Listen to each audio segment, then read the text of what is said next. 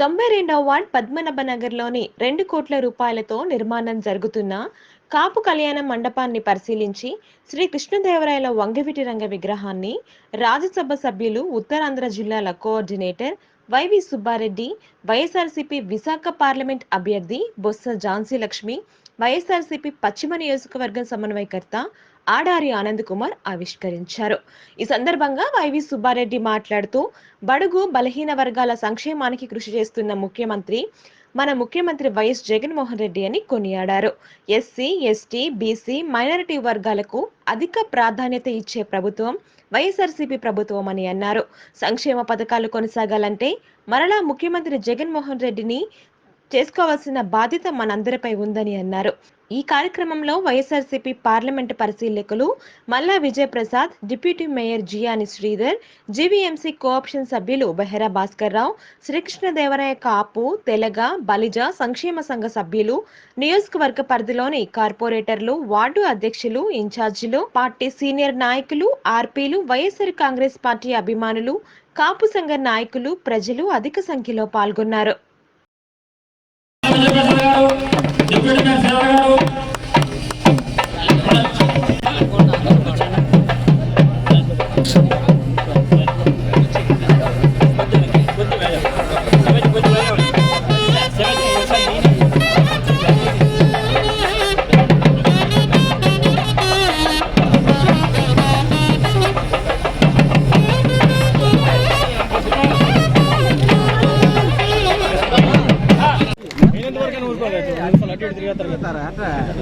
సభకు నమస్కారం.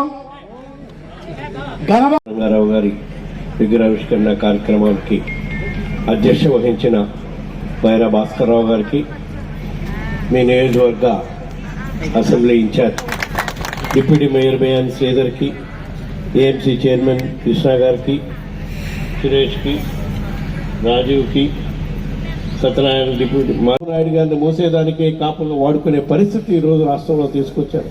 కాబట్టి ఇవన్నీ కూడా గమనించండి.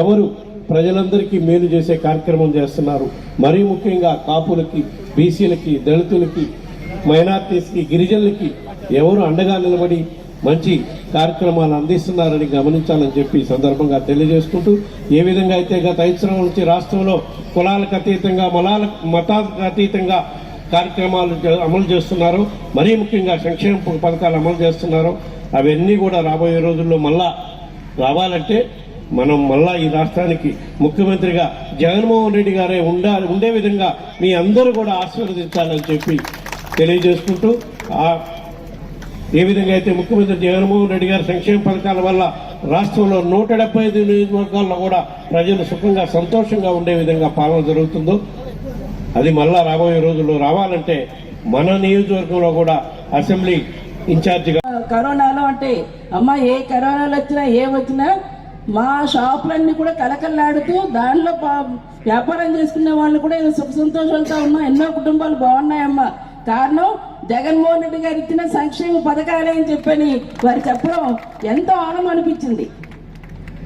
అటువంటిది ఈవేళ ఒక బాధ్యతగా తీసుకున్నారంటే, సామాజిక న్యాయం చేయాలనే సంకల్పంతో ఉన్నారంటే, అటువంటి వారిని మనం ఈరోజు మన రాష్ట్రానికి అధినేతగా ఉంచుకున్నాం. కాబట్టి ఈరోజు భారతదేశంలోనే సగర్వంగా చెప్పుకునే ఆంధ్ర రాష్ట్రంగా ముఖ్యమంత్రిగా జగన్మోహన్ రెడ్డి గారు ఇవాళ నిలిచిపోయారని చెప్పిన దానికి ఇది ఉదాహరణ, మచ్చితులుగా అని చెప్పేసని మనం అటువంటి నాయకుల్ని ఎల్లవేళలా కూడా ఈ రాష్ట్ర అభివృద్ధికి, ప్రతి కుటుంబంలో ఉన్న సంక్షేమ ఫలాలు ఇలాగే నేరుగా అందాలి అనుకునే అవకాశానికి మీకు అండదండగా ఎల్లవేళలు మీకు మన దగ్గర ఉండే మన ఆనంద్ గారు లాంటి వారు ఇక్కడ శాసనసభ్యులుగా ఉంటున్నారు.